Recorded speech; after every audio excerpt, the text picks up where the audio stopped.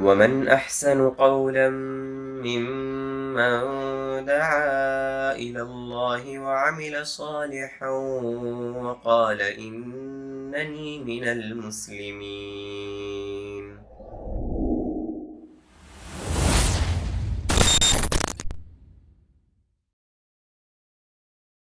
لوگوں کے اندر دینی بیداری اور دین کے تئیں ان کی نیک خواہشات اور جذبات کو ابھارا جائے. اللہ تبارک و تعالیٰ کے فضل و کرم سے مملکت سعودی عرب کے اندر بے شمار مکاتب جعلیات ہیں جو اس مشن کے تحت کتاب و سنت کی صحیح دعوت کو یہاں پر مقیمین کے بیچ عام کیے جا رہے ہیں. اللہ تبارک و تعالی اس حکومت کی حفاظت فرمائے اور جتنے بھی مکاتب جعلیات ہیں وہاں پہ کام کرنے والے موظفین دعات ان سبوں کی اللہ تبارک و تعالی مدد فرمائے تاکہ یہ کتاب و سنت کی صحیح دعوت کو آپ لوگوں تک پہنچا سکے. دراصل ہم سارے لوگوں کے اوپر دین کے سلسلے میں معلومات حاصل کرنا ضروری ہے. اللہ تبارک و تعالی نے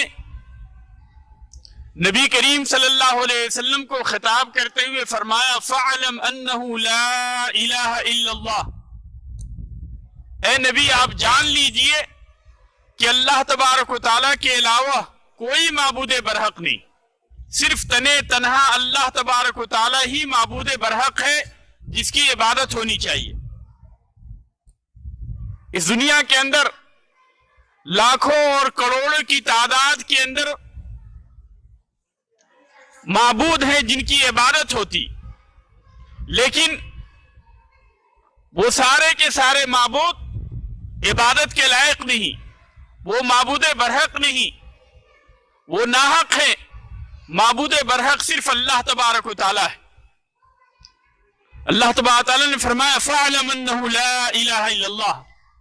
اے نبی جان لیجئے کہ اللہ تبارک و تعالیٰ کے علاوہ کوئی بھی عبادت کے لائق نہیں. یہ خطاب صرف نبی کریم صلی اللہ علیہ وسلم کو نہیں ہے, یہ خطاب ہم سارے لوگوں سے ہے, اور اللہ تبارک و تعالیٰ نے ہم سارے لوگوں سے اس کا مطالبہ کیا کہ ہم صرف اللہ تبارک و تعالیٰ کی عبادت کریں اور اللہ تبارک و تعالیٰ کے بارے میں ہمیں مکمل طور پہ علم ہونا چاہیے. اسی طریقے سے اگر آپ قرآن مجید کو پڑھیں گے, قرآن مجید کی تلاوت کریں گے, تو آپ قرآن مجید کے اندر اللہ تبارک و تعالیٰ کے یہ حکم بھی پائیں گے کہ اللہ تبارک و تعالیٰ نبی کریم صلی اللہ علیہ وسلم کو خطاب کرتے ہوئے کہتا ہے وَقُلْ رَبِّ زِدْنِي عِلْمًا, کہ اے نبی آپ یہ دعا کیجئے کہ رب زدنی علما, اے میرے رب میرے علم کے اندر اضافہ فرما. اگر آپ لوگ تھوڑا ادھر آ جائیں کیونکہ اب دھوپ ختم بھی ہو گئی تاکہ برابری میں رہے. ادھر آ جائیں, کچھ لوگ ادھر آ جائیں کچھ. تو اللہ تبارک و تعالی نبی کریم صلی اللہ علیہ وسلم کو خطاب کرتے ہوئے کہتے ہیں وَقُلْ رَبِّ زِدْنِي عِلْمًا, کہ اے نبی آپ یہ دعا کیجئے کہ میرے پالنہار میرے علم کے اندر اضافہ فرما. اور یہ دعا صرف نبی کریم صلی اللہ علیہ وسلم کے لیے خاص نہیں کہ نبی کریم صلی اللہ علیہ وسلم ہی صرف یہ دعا کریں, بلکہ اس کے مخاطب ہم سارے کے سارے لوگ ہیں کہ ہم اللہ تبارک و تعالیٰ سے یہ دعا کریں کہ اے میرے پالنہار, اے میرے پروردگار, اے میرے رب میرے علم کے اندر اضافہ فرما. اور بندے کو علم کی ضرورت کیوں ہے؟ اس لیے کہ اگر اس کے پاس علم نہیں تو وہ صحیح اور غلط کی تمیز نہیں کر سکتا، حق اور ناحق کے درمیان پہچان نہیں کر سکتا. کیا حق ہے، کیا باطل ہے، کیا صحیح ہے، کیا غلط ہے، اس کی تمیز بندے کو اسی وقت ہوگی جب اسے دین کے بارے میں علم ہوگا، جب اسے اللہ تبارک و تعالیٰ کے بارے میں علم ہوگا، تبھی جا کر وہ صحیح اور غلط کی تمیز کر سکتا ہے. اور اسی لیے اللہ تبارک و تعالیٰ نے سورۃ العصر کے اندر ہمیں یہ ایمان لانے کا جو حکم دیا، اس ایمان کے اندر علم شامل ہے. وَالْعَصْرِ إِنَّ الْإِنسَانَ لَفِي خُسْرٍ إِلَّا الَّذِينَ آمَنُوا وَعَمِلُوا الصَّالِحَاتِ وَتَوَاصَوْا بِالْحَقِّ وَتَوَاصَوْا بِالصَّبْرِ. زمانے کی قسم، پوری کی پوری انسانیت گھاٹے میں ہے. یہ سورہ جو کہ بہت ہی مختصر سی سورہ ہے، لیکن اس کے اندر زندگی جینے کا پورا طریقہ اللہ تبارک و تعالیٰ نے بیان کیا ہے کہ ہماری زندگی کیسی ہونی چاہیے، ہم کس طریقے سے اپنی زندگی جیئیں. اس کی پوری تفصیل اللہ تبارک و تعالیٰ نے اس سورہ کے اندر بیان کر دی. والعصر، زمانے کی قسم، ان الانسان لفی خسر، پوری کی پوری انسانیت گھاٹے میں، الا الذین آمنوا، سوائے ان کے جو کہ ایمان لائے. ایمان بندہ کب لائے گا؟ اگر اس کے پاس علم نہیں تو وہ ایمان کیسے لا سکتا ہے؟ تو ایمان لانے کے لیے ضروری ہے کہ بندے کو علم ہو کہ صحیح کیا ہے، غلط کیا ہے. اور بندہ جو ہے علم کے ذریعے ہی سے حق اور باطل کے درمیان تمیز کر سکتا ہے. اس لیے سب سے زیادہ ضرورت اس بات کی ہے کہ بندے کو دین کا علم حاصل ہو، دین کے بارے میں اسے جانکاری ہو، اسے معلومات ہو. اِلَّا الَّذِينَ آمَنُوا وَعَمِلُوا الصَّالِحَاتِ، اور صرف ایمان لے آنا یہ کافی نہیں، کلمہ شہادتین پڑھ لینا یہ کافی نہیں ہے، زبان سے یہ کہہ لینا اشہد ان لا الہ الا اللہ واشہد ان محمد رسول اللہ، یہ کافی نہیں ہے. چاہے انسان راتوں دن اس کلمے کو پڑھتا رہے، لیکن اگر وہ دین کے مطابق عمل نہیں کرتا ہے تو صرف کلمہ شہادتین پڑھنا اس کے لیے کافی نہیں. اس لیے کہ اللہ تعالیٰ کہتا ہے کہ ساری کی ساری انسانیت گھاٹے میں ہے سوائے ان کے جو ایمان لائے. اور پھر آگے اللہ تبارک تعالیٰ کہتا ہے اِلَّا الَّذِينَ آمَنُوا وَعَمِلُوا الصَّالِحَاتِ، اور ایمان لانے کے ساتھ ساتھ نیک اعمال کیے. تو جو ایمان لائے اور ایمان لانے کے ساتھ ساتھ نیک عمل کر رہے ہیں وہی لوگ کامیاب ہیں. اگر صرف ایمان لانا کافی ہوتا تو آگے اللہ تبارک و تعالیٰ عمل کا تذکرہ نہیں کرتا، عمل کرنے کی بات نہیں کرتا. اور عمل کے اندر بھی اللہ تبارک و تعالیٰ نے بندوں کے اوپر نہیں چھوڑا کہ جو چاہے کرے، اپنی مرضی سے جس طرح سے چاہے عبادت کرے، اپنی مرضی سے جو کلمات چاہے کہیں، اور جن عبادتوں کی فضیلت اپنی مرضی سے بیان کر لے. ایسا نہیں جیسا کہ بعض لوگوں کا طریقہ ہوتا ہے، اور واٹس ایپ کے اندر اس طرح کے میسج آپ کے پاس ہمیشہ آتے رہتے ہیں کہ آپ یہ کام کر لو آپ کو اتنا اجر مل جائے گا، ایسا نہیں کرو گے تو آپ کے ساتھ ایسا ہو جائے گا. یہ سارے کے سارے لوگ اپنے آپ کو اللہ بنائے بیٹھے. اس لیے کہ شریعت مقرر کرنا، شریعت کو نازل کرنا، دین بنانا کسی بھی چیز کو، یہ صرف اللہ تبارک و تعالیٰ کے ہاتھ میں. نبی کریم صلی اللہ علیہ وسلم کے بھی اختیار میں نہیں تھا کہ وہ اپنی طرف سے کسی چیز کو دین کے اندر داخل کرے، اور نہیں کسی مسئلے کی وضاحت اپنی طور پہ کیا کرتے تھے جب تک کہ اللہ تبارک و تعالیٰ کی طرف سے وحی نہ نازل ہو جائے. کسی بھی مسئلے کے اندر جب آپ صلی اللہ علیہ وسلم سے پوچھا جاتا اور اس کے بارے میں اگر آپ کو علم نہیں ہوتا تو آپ صلی اللہ علیہ وسلم وحی کا انتظار کرتے تھے. جب وحی نازل ہوتی تو پھر اس کے بعد نبی کریم صلی اللہ علیہ وسلم مسائل کی وضاحت کیا کرتے تھے، لیکن آج کل ہماری حالت یہ ہو گئی ہے کہ ہم ہر مسئلے کو اپنے طور پہ بیان کرنا شروع کر دیتے ہیں. خاص طور سے واٹس ایپ کے اندر جو مسائل آتے رہتے ہیں، جو نیکی کی باتیں آتی رہتی ہیں، یہ ساری کی ساری چیزیں یعنی بعض ایسے گروہ ہیں، یعنی بعض اس طرح کے گروہ کے لوگ ہیں جن کا کام ہی یہی ہے کہ غلط باتیں لوگوں کے اندر عام کرنا اور اپنے طور پہ دین کے اندر ایسے مسائل کو داخل کرنا جس کا کہ شریعت سے کوئی تعلق نہیں، شریعت سے جس کا دور دور تک کوئی تعلق نہیں.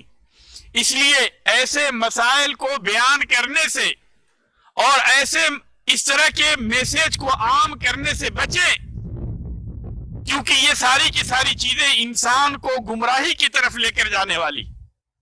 اور نبی کریم صلی اللہ علیہ وسلم کی واضح ترین حدیث ہے، من کذب علی متعمدا فلیتبوأ مقعدہ فی النار، کہ جس نے میرے اوپر جان بوجھ کر جھوٹ بولا وہ اپنا ٹھکانہ جہنم بنا لے.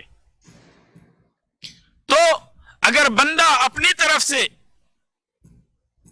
شریعت کے اندر کسی مسئلے کو داخل کرتا ہے جس کا تعلق دین سے نہیں، جس کا تعلق اسلام سے نہیں، جس کا تعلق ہماری شریعت سے نہیں، تو وہ اپنا ٹھکانہ جہنم بنا رہا ہے.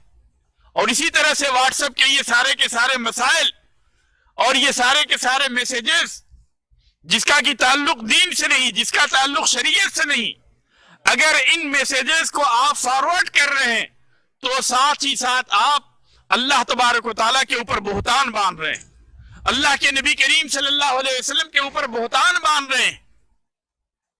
کیونکہ شریعت وہ ہے جو اللہ تبارک و تعالیٰ نے نبی کریم صلی اللہ علیہ وسلم پہ نازل کی، اور اس شریعت کے اندر کسی بھی طرح کی کمی اور زیادتی کرنے کا حق ہمیں حاصل نہیں. اس لیے کہ اللہ تبارک و تعالیٰ نے عرفہ کے میدان میں جب نبی کریم صلی اللہ علیہ وسلم 9 ہجری کو حج کرنے کے لیے گئے تھے اور آپ صلی اللہ علیہ وسلم عرفہ کے میدان میں تھے، اسی وقت اللہ تبارک و تعالیٰ نے نبی کریم صلی اللہ علیہ وسلم پہ یہ آیت کریمہ نازل فرمائی، اور نبی کریم صلی اللہ علیہ وسلم نے عرفہ کے میدان سے اعلان کیا کہ آج کے دن ہمارا دین مکمل ہو گیا ہے. الیوم اکملت لکم دینکم واتممت علیکم نعمتی ورضیت لکم الاسلام دینا. وہاں پہ نبی کریم صلی اللہ علیہ وسلم نے پورے مجمع کے اندر دین کے تکمیل ہونے کا اعلان کیا کہ آج کے دن ہمارے لیے ہمارے دین کو اللہ تبارک و تعالیٰ نے مکمل کر دیا. اور اللہ تبارک و تعالیٰ نے وہاں پہ اپنی نعمت کا اظہار کرتے ہوئے فرمایا الیوم اکملت لکم دینکم، آج کے دن میں نے تمہارے لیے تمہارے دین کو مکمل کر دیا. واتممت علیکم نعمتی، اور تم پر اپنی نعمت پوری کر دی. ورضیت لکم الاسلام دینا، اور تمہارے لیے دین اسلام سے راضی ہوا.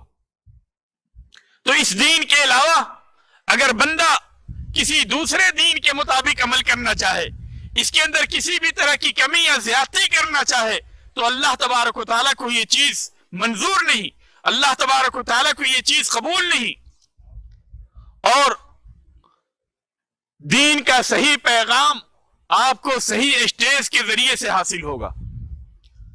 اور اللہ تبارک و تعالیٰ کے فضل و کرم سے مملکت سعودی عرب کے اندر جتنے بھی جعلیات کے مکاتب ہیں، وہاں پہ کام کرنے والے دعات، وہاں پہ کام کرنے والے علماء، وہاں پہ کام کرنے والے مشائخ، اور ان کے اسٹیج سے دعوتی پروگرام کو عام کرنے والے مشائخ، یہ وہ مشائخ ہیں جن کو کہ اللہ تبارک و تعالیٰ نے صحیح دین کی نشر و اشاعت کے لیے قبول کیا ہے.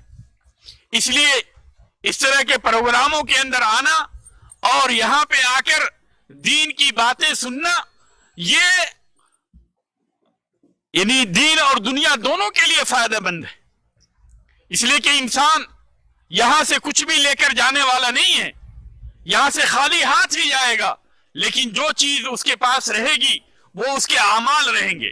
جیسا کہ حدیث کے اندر نبی کریم صلی اللہ علیہ وسلم نے فرمایا کہ میت کے ساتھ جو چیزیں جاتی ہیں وہ ساری کی ساری چیزیں واپس آ جاتی ہیں.